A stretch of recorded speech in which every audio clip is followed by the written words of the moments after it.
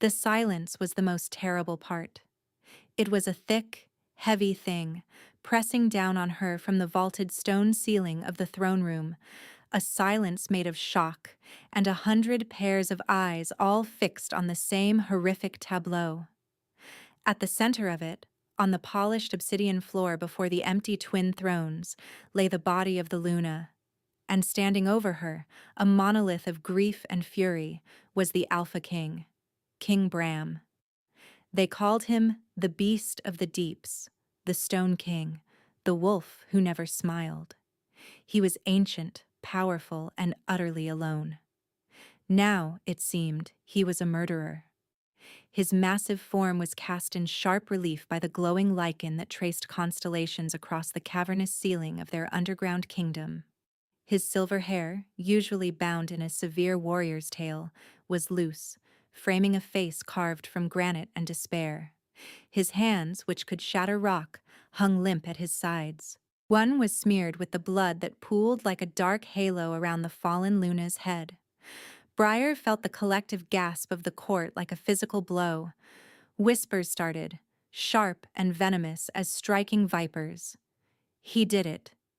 The beast finally snapped. He killed his own mate. But they were wrong. The Luna, Lyra, had not been his mate. Not in the way that mattered. She was a political marriage, a duty, a ghost who haunted the throne beside him. Briar knew this. Not from court gossip, but from the herbs she supplied to the royal kitchens.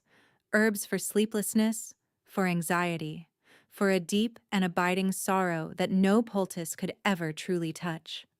Lyra had been dying from the inside out for years, but this was not sorrow.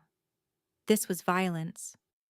Briar's gaze slid from the king's frozen expression to the body on the floor. As a healer, an herbalist who lived on the forgotten edges of their subterranean city, death was no stranger. She had held the hands of the dying, cleaned the bodies of the dead. She knew its shape, its scent. And what she saw made her breath catch. The court saw the king, the blood, the body. They saw a simple, brutal equation. Briar saw the angle of the Luna's head, the unnatural stillness that spoke of a snapped neck. She saw the wound on her temple, small and precise, not the kind of wound a grieving, raging Alpha King would make with his bare hands. That would have been messy, brutal. This was an execution, and she saw the look on King Bram's face. It wasn't the triumph of a killer. It wasn't the rage of a tyrant. It was the hollowed-out shock of a man who had discovered the unthinkable. The desolation of a man who had failed in his one remaining duty, to protect. The High Lord of the Council, a weasel-faced wolf named Corvus, stepped forward. His voice was slick with false grief. "My king," he began, his eyes darting to the assembled nobles, gauging their reactions. "What has happened here? What have you done?" The accusation hung in the air, glittering and sharp. It was a coup, wrapped in a shroud. Bram didn't move. He didn't seem to breathe. His eyes, the color of a winter storm, were fixed on Lyra's still face. He was a statue of loss. Briar felt a tremor of rage, hot and unfamiliar.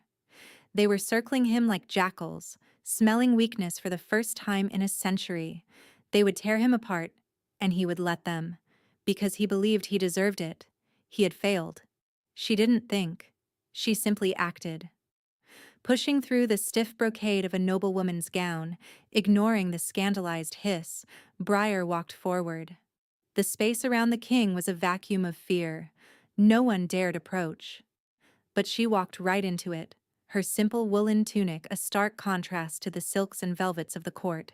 She felt hundreds of eyes on her back, burning with confusion and outrage. Who was this girl? A nobody. A fringe dweller. She reached the edge of the pool of blood and stopped. She did not look at the king. She looked at the Luna. She looked at the woman who had ordered calming teas and tinctures for a pain no one else seemed to see. And then, Briar knelt. The sound of her knees hitting the cold obsidian floor was a thunderclap in the oppressive silence. She knelt in the blood, soiling the hem of her tunic. She reached out a trembling hand, not to the king, but to the dead woman. With a gentleness that felt like a prayer, she brushed a stray strand of blonde hair from Lyra's cold cheek and closed her unseeing eyes. It was an act of service, an act of respect for the dead. But in that throne room at that moment, it was an act of defiance. It was a choice. By kneeling beside the body, she was placing herself beside the man who stood over it. She was the only one. For the first time since she had entered the room, the Stone King moved. His head turned, slowly, as if pulling against an immense weight. His gaze, clouded with a storm of self-hatred and grief, fell upon her. He saw her kneeling there, in the blood, her small hand gentle on his dead wife's face. The shock in his eyes was absolute. It was as if he'd never seen her before. But he had. 3 months earlier. The world was pain and the taste of dust. That was all Briar knew. A grinding weight pressed down on her legs, a vice of stone and earth that held her fast. She had been careless, reaching for a rare patch of silver moss that grew only in the deepest, most unstable caverns. The tremor had been brief, but the rockfall that followed was devastating. She was a fool, a dead fool. She had screamed herself hoarse. No one came this far down into the unpatrolled dark where the glowing lichen grew thin and the air tasted of decay. Her satchel of herbs, a day's worth of careful gathering, was lost. Her world had been reduced to this small pocket of agony. Cold seeped into her from the damp earth. It was the cold of the deep places, the cold of the grave. She shivered, her teeth chattering. It wasn't supposed to end like this. Alone, crushed under the uncaring weight of the world. She thought of the small hovel she called home, carved into a forgotten wall of the lowest city sector, with its neatly bundled herbs and the single stubborn glow crystal she'd nurtured for years. It would go dark without her. She closed her eyes, a tear of self-pity tracing a path through the grime on her cheek. This was it. The end. A sound, the scrape of a boot on loose scree. Her eyes snapped open. Hope, sharp and painful, lanced through her. "Hello?" she croaked, her voice a dry rasp. "Is someone there? Please, help me." Silence answered, but she had heard it. She wasn't imagining it. "Please," she whispered, the effort draining her. "I'm trapped." A shadow detached itself from the deeper darkness of the tunnel. It was huge, impossibly so. For a terrifying moment she thought it was some beast of the deeps, one of the creatures from the old tales that stalked the lightless places. But then the figure stepped into a thin beam of light filtering down from a fissure far above, and her heart stopped for a completely different reason. It was the king. King Bram, the alpha of alphas, the beast of the deeps himself. He wore no crown, no finery. Just simple black leather breeches and a tunic that did nothing to hide the sheer brutal power of his frame. His silver hair was pulled back, emphasizing the harsh, beautiful lines of his face. He looked less like a king and more like a god of the underworld, ancient and merciless. And he was looking right at her. His eyes, even in the dim light, seemed to glitter with a cold internal fire. Fear, stark and absolute, seized her. She had never been this close to him. No one ever was. He was a figure of legend, a remote power who ruled from his cold stone throne. To see him here in the dark was like stumbling upon a wolf in its den, a very large, very dangerous wolf. He said nothing. He simply walked toward her, his movements economical and silent. He stopped just before the rockfall, his gaze sweeping over her trapped form, assessing. There was no pity in his eyes, no warmth, just a clinical, unnerving focus. Your Majesty," she stammered, trying to make herself smaller, an impossible task when she was pinned and broken. He ignored her, his attention on the massive slab of rock that held her legs captive. He placed a hand on it, and Briar flinched, expecting a show of earth-shattering power. Instead, he just rested his palm there, his head tilted as if listening. After a long moment, he looked back at her. "This will hurt," he said. His voice was a low rumble, like stones grinding together far below the earth. It was the first time she had ever heard him speak. He didn't wait for a reply. He braced himself, his hands finding purchase on the rock. The muscles in his back and shoulders bunched, straining the fabric of his tunic. For a moment, nothing happened. The rock was immense, a solid wall of granite. Then, with a deep groan that was half the rock and half the king, it began to move. Briar screamed. The pressure on her legs shifted, a wave of pure, white-hot agony washing over her. The world dissolved into a blur of light and shadow. She felt a sickening crunch, and then a release, as the weight vanished. The darkness took her before she even hit the ground. She woke to softness. It was the first thing she registered. A bed.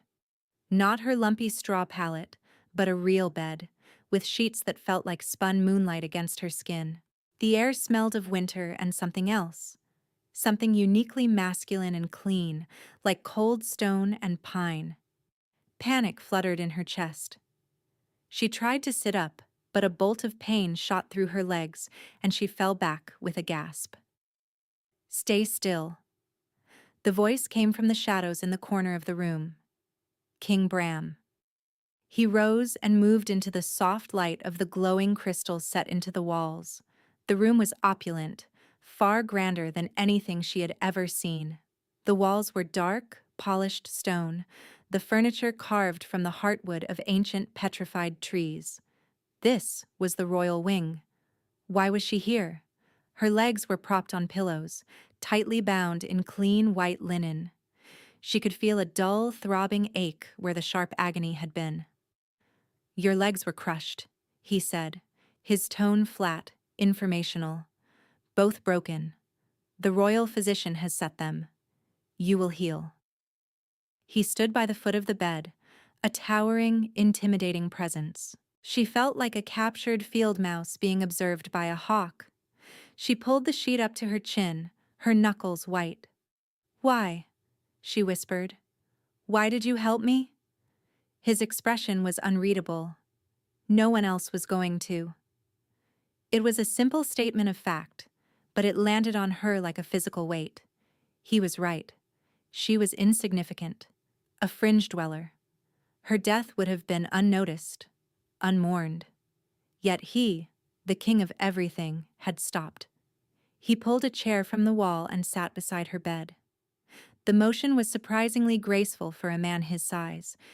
He didn't look at her, instead staring at the far wall as if he could see through the stone to the kingdom beyond. "You are a healer," he stated. It wasn't a question.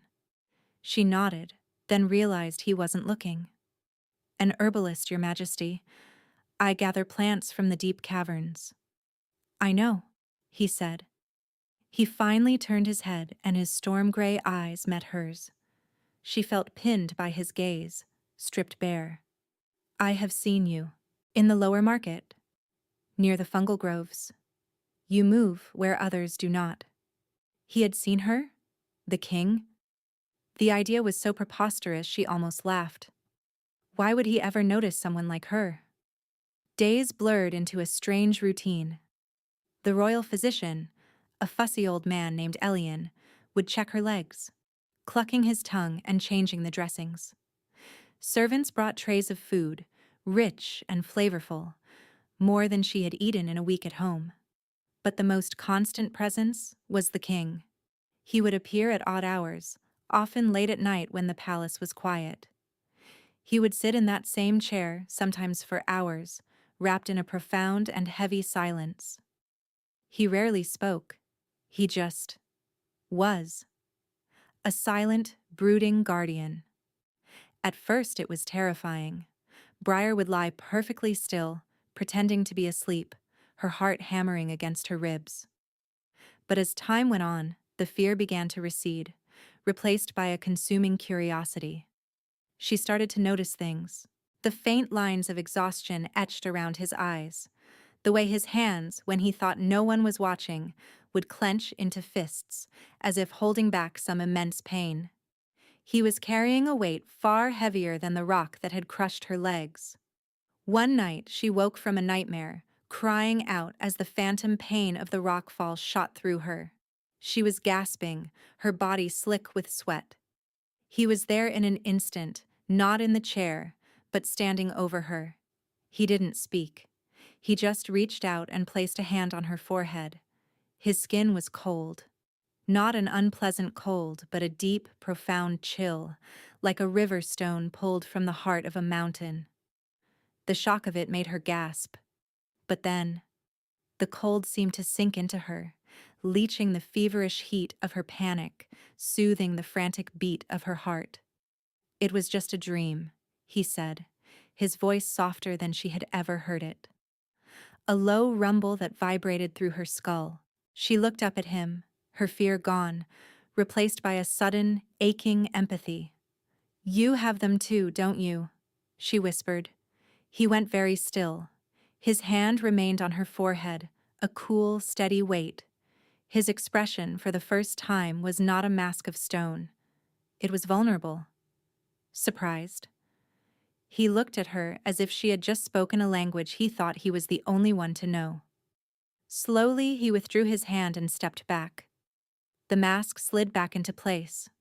"Sleep," he commanded, his voice once again flat and remote. He turned and left the room without another word. But something had shifted. The silence between them was different now. It was no longer just empty space. It was filled with the things they weren't saying. A week later, physician Elian declared that her bones were knitting faster than he had ever seen. "Remarkable," he muttered, peering at her through his spectacles. "Truly remarkable resilience." Briar knew it wasn't just resilience.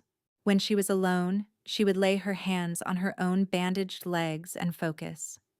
She would think of new growth, of roots pushing through earth, of the stubborn, tenacious life of the herbs she loved.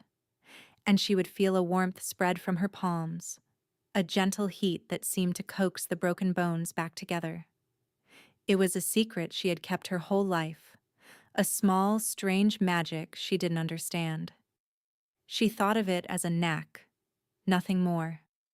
That evening, Bram brought her a book. He set it on the bedside table without a word. It was a heavy, leather-bound tome, its pages filled with exquisite, detailed drawings of subterranean flora. It was an ancient, priceless herbal. She stared at it, her throat tight. I can't accept this." "You are not accepting it," he said, taking up his usual seat. "You are borrowing it. It is boring, lying in bed all day.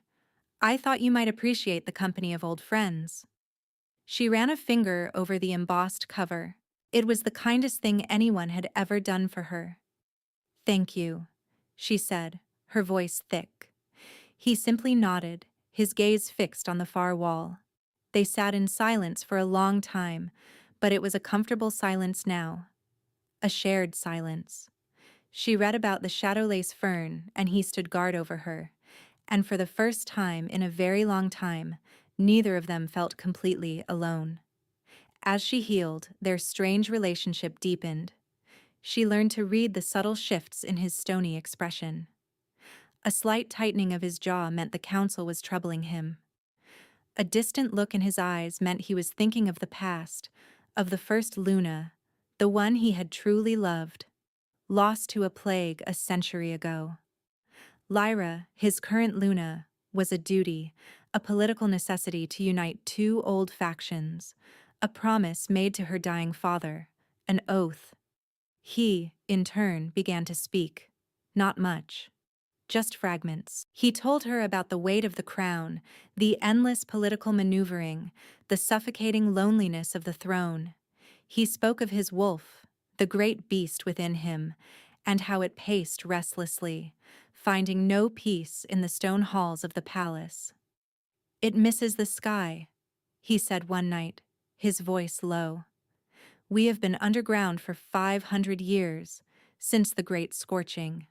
None of my people remember the sun, but the wolves remember." Briar, now able to sit up in a chair by the window that looked out over the glowing spires of the capital city, listened. "What was it like?" she asked softly. "The sun?" He looked at her, and for a fleeting second, his smile was like a sunrise she could only imagine. It was a sad, beautiful thing that vanished as quickly as it appeared. "It was warm," he said, and the way he said it broke her heart.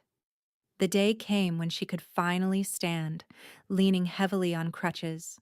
The king was there. He watched her take a few faltering steps, his expression unreadable. "You will be able to go home soon," he said. The words should have been a relief, but they felt like a sentence. The thought of returning to her lonely hovel after this, after him, was unbearable. "I don't want to," she blurted out, then immediately flushed, mortified. He raised an eyebrow. "You prefer the comforts of the palace?" There was a hint of steel in his voice, a flicker of his public persona. "No," she said, meeting his gaze, her honesty a shield. "I prefer the company." The steel in his eyes melted. He looked away, a muscle feathering in his jaw. The air between them crackled with a tension that had been building for weeks. A dangerous, wonderful tension. "Briar," he began, his voice rough. He was interrupted by a sharp knock on the door. A guard entered, bowing low. "Your Majesty, the Alpha of the Sunstone Pack is here. Valerius. He demands an audience." Bram's whole demeanor changed.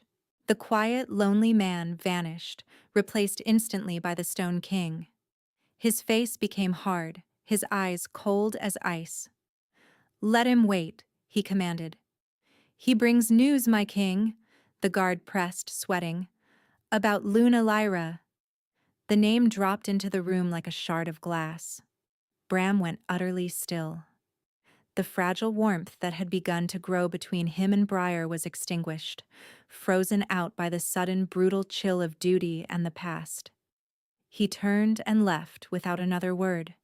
The king once more, leaving Briar alone with her crutches and the ghost of a smile she knew she would never see again. Valerius became a shadow hanging over the palace. The alpha of a powerful surface pack, he was everything Bram was not. Slick, charming, and openly ambitious. He made frequent trips down to the Deep Kingdom, ostensibly for trade negotiations, but his real purpose was clear. He circled Bram's throne like a patient vulture. He used the Luna, Lyra, as his lever. He would speak of her fragility, her loneliness, always with a tone of deep concern that was utterly false. He positioned himself as her friend, her confidant. Briar, from her strange position as the king's ward, watched him and felt a deep unease. Valerius's smiles never reached his eyes. Bram, for his part, tolerated Valerius with a barely concealed contempt. He was bound by treaties his father had made. But the rivalry simmered, an underground fire waiting for fuel. Briar was that fuel. Once she was fully healed, she did not return to her hovel. Bram gave her a small suite of rooms near the royal greenhouses and the title of royal herbalist. It was a position created just for her, a way to keep her close without breaking any overt protocol. The court whispered. The king had a new pet, a commoner he had plucked from the dirt. Lyra, the Luna, watched her with sad, knowing eyes but said nothing. She seemed too tired to care. Valerius, however, saw Briar not as a pet, but as a threat or an opportunity. He cornered her one day in the greenhouses, his handsome face arranged in an expression of sympathy. "It must be difficult for you," he said, his voice smooth as oil. "Living under the shadow of the great silent king, he is not a warm man." The king has been very kind to me, Briar said, her hands tightening on the pruning shears she was holding. Valerius laughed, a low, unpleasant sound. Kindness?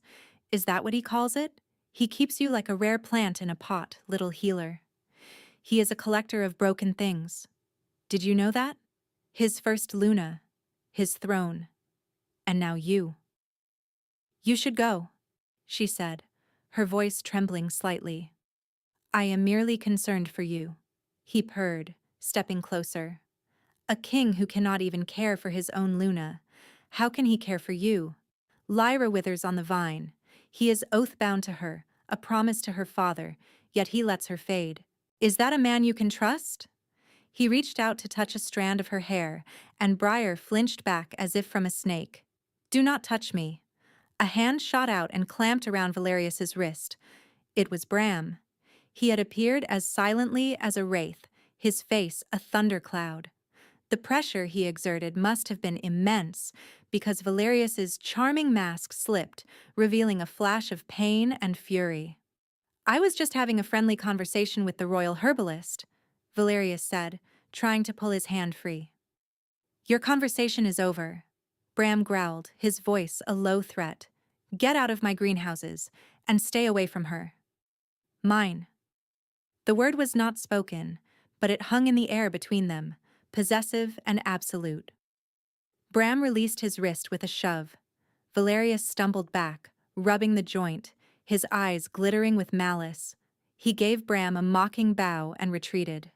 The moment he was gone, the rage seemed to drain from Bram, leaving him looking weary.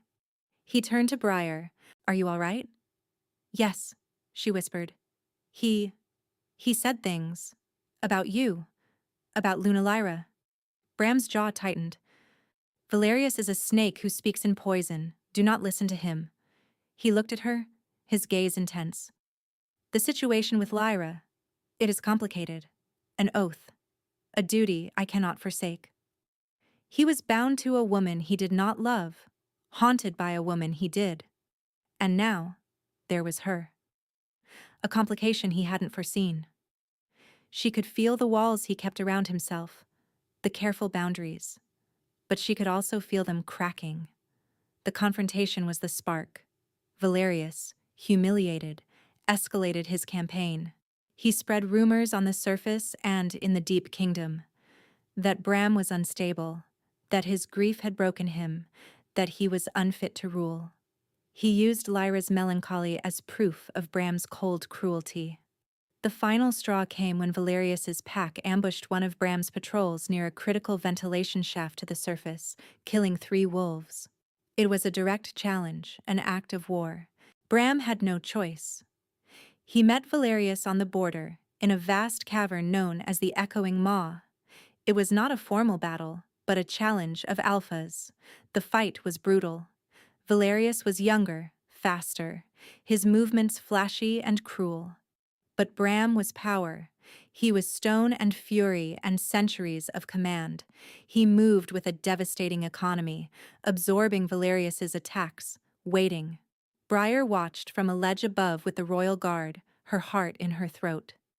Valerius, growing frustrated, made a mistake. He feinted toward Bram, then launched a blistering attack not at the king, but at the ledge where Briar stood. A shower of sharpened rocks, propelled by a shockwave of his power, flew toward her. It was a coward's move, and it sealed his fate. Bram roared, a sound of pure, primal rage that shook the very foundations of the cavern. He moved faster than Briar thought possible, intercepting the deadly volley with his own body. He didn't even flinch as the rock slammed into him. He just kept moving toward Valerius, his eyes glowing with a terrifying silver light. The end was swift. Bram caught Valerius by the throat, lifted him from the ground, and broke him. Not with a show of force, but with a quiet, final exertion of will. Valerius's pack, seeing their alpha defeated so utterly, fled. The obvious threat was gone. The court celebrated. They toasted their king, the beast of the deeps, who had once again proven his strength. But as Bram stood over the broken body of his rival, His expression was not one of victory. It was one of grim finality. He had won the battle, but Briar knew with a sinking certainty that the war was just beginning. The real enemy wasn't a rival alpha. It was the oath that bound him. An oath that his growing feelings for her were putting under an unbearable strain. The victory over Valerius should have brought peace. Instead, a deeper chill settled over the palace. The king had proven his strength, but in doing so, he had revealed a weakness. Briar. His protective fury had been too primal, too absolute. Everyone saw it. Most importantly, Luna Lyra saw it. After the battle, Bram retreated even further into himself. The tentative warmth that had grown between him and Briar was gone, replaced by a formal distance that hurt more than any silence had before. He was the king, and she was the royal herbalist. He was avoiding her, and she knew why. To be near her was to test the limits of his century-old oath. The oath, she had learned in whispers and fragments, was magically binding. It was sworn on his alpha power to Lyra's father. He would protect and honor Lyra as his Luna until her last day. He had kept his word, providing her with status, comfort, and protection, but he had never given her his heart. Now his heart was starting to betray him, and the oath was beginning to feel like a living thing, a cold serpent coiling around his soul. She felt it in the air whenever he was near, a creeping cold that had nothing to do with the natural chill of the caverns. She saw it in him, a paleness to his skin, a frost that seemed to cling to the edges of his powerful form. The oath was fighting back. Loving her was killing him. Then came the night she found Lyra in the royal gardens, a secluded grotto of phosphorescent fungi and pale night-blooming flowers. The Luna was sitting on a stone bench, looking frailer than ever. "He loves you, you know," Lyra said, her voice thin as a reed. She didn't look at Briar. Briar's heart stuttered. "Your Majesty." "Don't," Lyra said, a flicker of her old fire in her eyes. "Do not insult my intelligence. I have been a ghost in this palace for 20 years. I know what it looks like when a man's heart finally wakes up." She sighed, the sound impossibly weary. "I am glad for him. He has been frozen for a century." "But the oath?" Briar whispered. Lyra's smile was a sad, brittle thing. "The oath was my father's pride, not my wish. It has been a cage for us both." She looked at Briar, her eyes clear and direct. "The magic of it is absolute. It demands he honor me. His love for you, it reads it as dishonor. It will consume him." A terrible, cold dread washed over Briar. What can be done? "An oath sworn to an alpha can only be broken by two things," Lyra said softly. "The death of the one to whom it is sworn, or a willing release." She shivered, pulling her shawl tighter. "I am so tired, little healer. So very tired." 2 nights later, Briar was summoned to the throne room, and the world fell apart, which brought her back to now, kneeling in the blood of the woman who had given her a warning, her hand on a cold cheek. King Bram stood above her, a statue of ruin, while the jackals of his court prepared to feast. "Seize him!" High Lord Corvus shrieked, his moment finally here. "He has murdered the Luna. He is a kinslayer, an oathbreaker. He is unfit to rule." The royal guard hesitated, their spears trembling.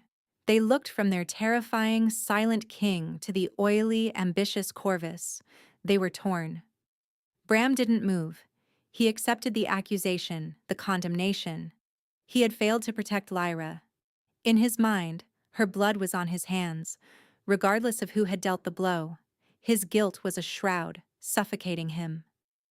Briar stood up.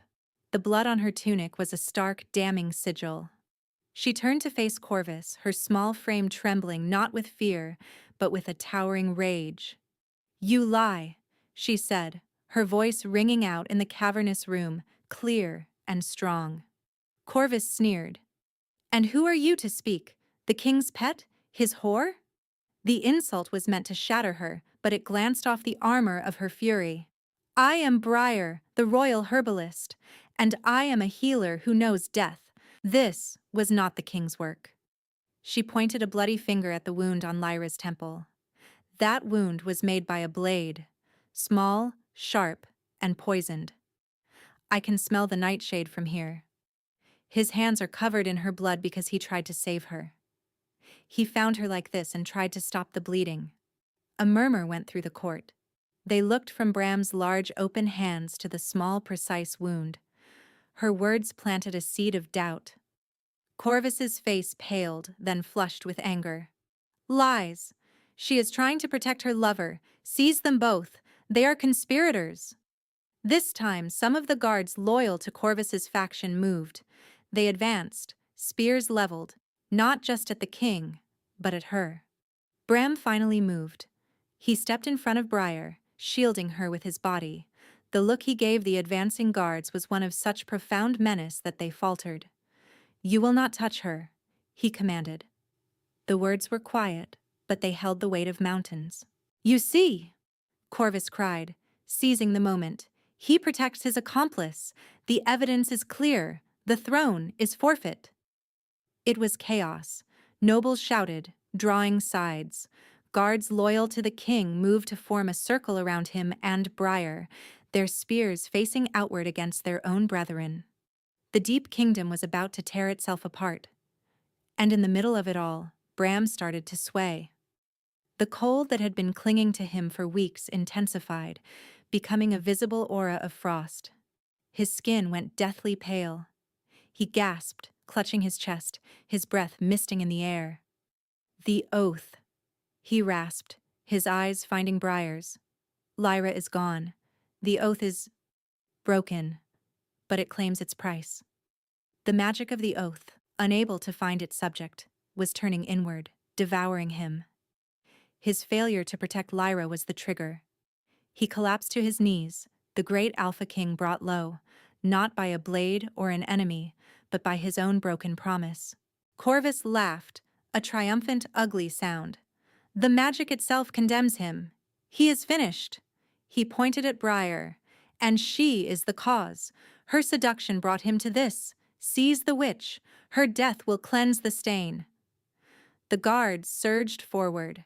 Bram's loyalists were outnumbered, fighting a desperate battle. Corvus's men broke through the line, their hands reaching for Briar. She was thrown to the ground, the cold stone knocking the wind from her. A guard grabbed her by the hair, dragging her away from Bram. She cried out, reaching for him. Bram roared, a sound of pure agony and despair. He tried to rise, to get to her, but the oath's chilling power held him down. He was forced to watch as they dragged her across the throne room floor, a sacrifice to their ambition. No, he bellowed, his voice cracking. They dragged her before the empty thrones. Corvus stood over her, a ceremonial dagger in his hand. The price for treason is blood, he hissed, and for the murder of Aluna, the price is death. He raised the dagger. Briar closed her eyes, a single thought echoing in her mind. Bram, a blur of motion, a roar that was more beast than man. Bram was on his feet. He had shattered the icy grip of the oath through sheer desperate will. He moved like a living avalanche, throwing guards aside as if they were dolls. He was no longer a king. He was a force of nature, a storm of protective fury. He reached Corvus just as the dagger began to fall. He didn't touch the man. He simply slammed his palm onto the obsidian throne beside him. A web of cracks radiated outward, and a shockwave of raw power threw Corvus back, sending him tumbling head over heels. The dagger clattered across the floor. Bram fell to his knees beside Briar, his strength utterly spent. He gathered her into his arms, holding her with a desperation that shattered her heart. The frost was thick on him now, his skin like ice. He was shaking violently. Briar, he whispered, his voice a ghost of its former power. He looked at her, His storm-gray eyes filled with a universe of pain and a love so profound it was a physical force. "I'm sorry, I failed you. I failed them all."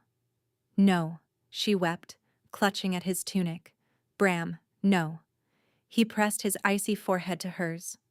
"I love you," he breathed, the words of final confession, a final surrender. "And it's going to kill me." As he spoke the words, the frost consuming him flared, turning a deadly glittering black. A final agonizing spasm racked his body, and then he went still, his head slumping against her shoulder. His eyes closed.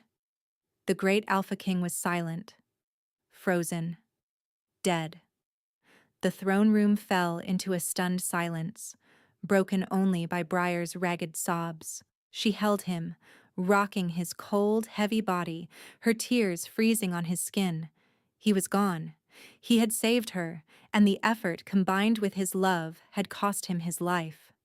Corvus, picking himself up, saw his chance. "He is dead," he crowed. "The beast is dead. The curse has claimed him. Now finish the witch." But the guards hesitated again. They had seen their king sacrifice himself for this woman. They had heard his final words. The certainty they had felt was gone, replaced by a confused shame. Briar looked up, her face a mask of grief and incandescent rage. She looked at Corvus, at the wavering guards, at the body of the man she loved. Something inside her broke. Not her heart, not her spirit. Something deeper. A dam she never knew existed. She had spent her life being small, being quiet, hiding the little knack she had for healing. She had survived by being invisible. But they had taken everything from her. There was nothing left to lose. "You will not touch him," she whispered, the words radiating a power that made the air hum. She laid her hands on Bram's frozen chest. She thought of the sun he had described, a warmth he hadn't felt in 500 years. She thought of the life that beat in the heart of the most stubborn herbs. She thought of his smile, that rare, sad, beautiful thing. And she refused to let him go. She poured all her grief, all her love, all her rage into her hands. She didn't just wish for him to be warm, she commanded it. A light began to glow from beneath her palms, a soft golden light, like dawn. It was the small warmth she used on her own broken bones, but magnified 1,000 times. It wasn't a knack, it was a flood. The light spread, enveloping Bram's body. The black frost hissed and retreated from it, melting like snow in a furnace. The golden energy poured into him, a torrent of pure life. It was the opposite of the oath's cold magic. It was creation, it was growth, it was life itself. Corvus stared, his jaw slack with disbelief and terror. "What is this sorcery?" The light intensified, blazing, forcing everyone to shield their eyes. It was not a gentle healing, it was a conflagration of life. It was the sun, brought down into the heart of the earth. Briar screamed, not in pain, but in exertion, in pure, defiant will. She was a conduit for a power she had never known she possessed, a river of sunlight and summer and life unbound. And under her hands she felt a thud. Faint, but there. Thud. Stronger. Thud, thud. Bram's heart. It was beating. The light receded, coalescing back into her. She slumped over him, utterly spent, her body trembling with exhaustion. The throne room was silent. Bram gasped.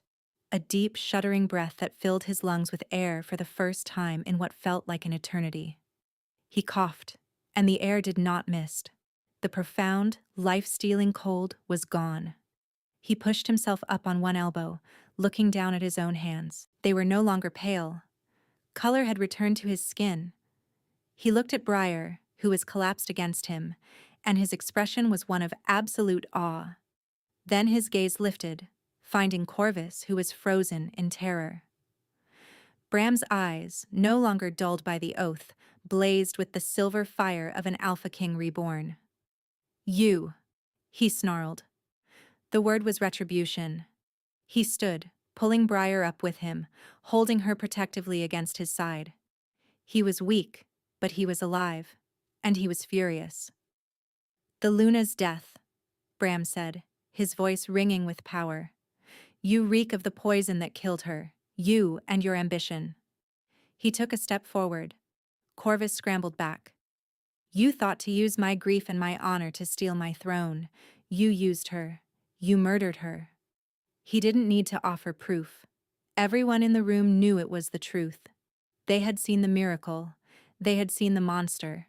And the monster was not their king. Corvus, cornered and desperate, made one last foolish move. He lunged for the fallen ceremonial dagger. He never reached it. Bram raised a hand, and Corvus was slammed back against the throne as if by an invisible fist, held there, choking. "I will not kill you," Bram said, his voice dangerously soft. "Death is too kind. You will be stripped of your name, your rank, your pack. You will be sealed in the deepest, darkest tunnels, where the light of the crystals does not reach. You will live out your days in the cold and the dark you wished upon my kingdom." He lowered his hand, and Corvus crumpled to the floor, gasping. "Take him away."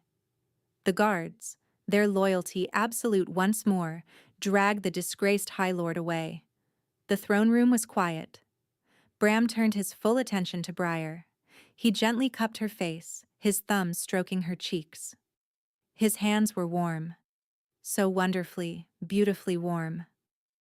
"You saved me," he whispered, his voice thick with an emotion he no longer had to hide. "You saved me first," she whispered back, a tired smile touching her lips. He looked at her, truly looked at her, and saw not a pet or a commoner or a broken thing. He saw the woman who had knelt in the blood, the woman who had faced down his court, the woman who had called down the sun to bring him back from the dead. He saw his queen. "I love you," he said again. This time, the words were not a death sentence. They were a promise, a beginning. He leaned down and kissed her, there in the center of the throne room, in front of the assembled court. It was not a king claiming his prize. It was a man, saved and whole, finally embracing his home. The kiss was not one of passion, but of profound, soul-deep recognition. It tasted of relief, of sorrow, and of a dawn she had brought with her own 2 hands. Months later, the deep kingdom was transformed. The strange, oppressive cold that had permeated the stone for a century was gone, replaced by a gentle, ambient warmth that seemed to radiate from the palace itself. The glowing lichen on the ceilings burned brighter, their colors more vibrant. It was as if the whole kingdom had taken a deep, contented breath. Briar stood on the balcony of her shared chambers with Bram, looking out over the capital city. She was no longer the royal herbalist. She was Queen Briar. Her word was law, her presence a comfort. The people loved her, not for her title, but for the life she had brought back to their world and their king. Bram came up behind her, wrapping his arms around her waist and pulling her back against his chest. He rested his chin on her shoulder, his warmth a constant, reassuring presence. "What are you thinking about?" he asked, his voice a low rumble against her ear. "The sun," she said softly. "I was wondering if it feels like this." He smiled against her hair, a true, easy smile that she now saw every day. "It does. You brought the sun down here with you, my heart." She leaned back into him, content. Her healing ability was no longer a secret. She was teaching it now, in the greenhouses that had become her own royal classroom. She found that others, especially children, had the knack, a small spark of the same life magic. Under her guidance, those sparks were being fanned into flames. The kingdom was not just warmer, it was more alive. The body of Luna Lyra had been laid to rest with honor, mourned as a victim, not a pawn. The oath that had bound Bram was gone, but its memory served as a constant reminder of the price of secrets and the poison of ambition. A small tug on her tunic drew her attention. A young boy, an orphan from one of the outer sectors whom they had taken in after the chaos of Corvus's coup, looked up at her with wide, curious eyes. He held up a pale, wilted cave blossom. "Can we make it better?" he asked. Briar smiled and knelt down, taking the boy's small hands in hers and placing them around the flower's stem. Bram knelt beside them, his large hand covering theirs. "Together," Briar said. She guided the boy, showing him how to focus, how to feel the tiny spark of life still in the flower. She felt Bram's own steady power join with hers, a quiet support. A little flicker of golden light, warm and bright, pulsed from the boy's hands. The wilted blossom slowly, miraculously straightened, its petals unfurling, brighter and more vibrant than before. The boy gasped in delight, his face shining with wonder. Briar looked from the boy's joyful face to Bram's loving one. Here, in the heart of the earth, surrounded by her king, her family, her people, she had found her place. She was not a broken thing he had collected. She was not a healer hiding in the shadows.